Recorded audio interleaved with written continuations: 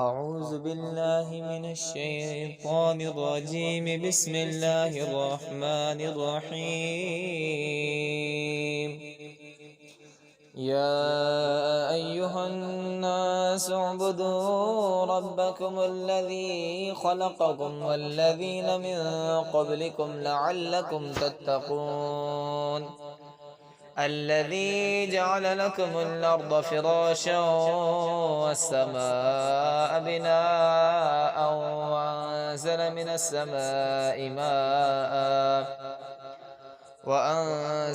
السماء ماء فأخرج به من الثمرات رزقا لكم فلا تجعلوا لله أندادا وأنتم تعلمون.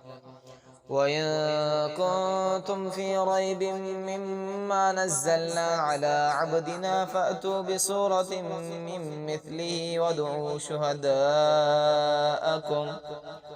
وادعوا شهداءكم من دون الله إن كنتم صادقين.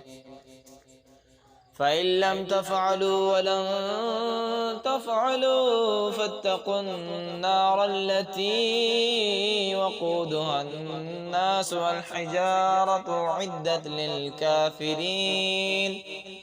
وبشر الذين آمنوا وعملوا الصالحات أن لهم جنات تجري من تحتها الأنهار كلما رزقوا منها من ثمرة رزقا قالوا هذا الذي رزقنا من قبل وأتوا به متشابها ولهم فيها أزواج مطهرة وهم فيها خالدون.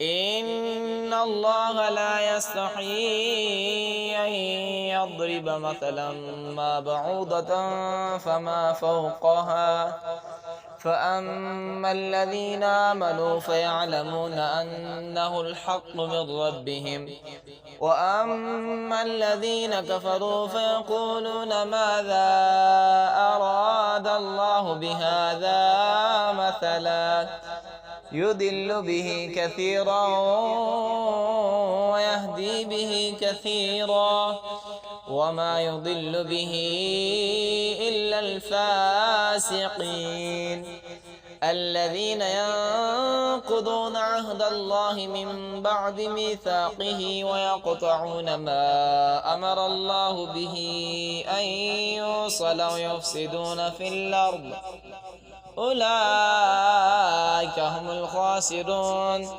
كيف تكفرون بالله وكنتم أمواتا فأحياكم ثم يميتكم ثم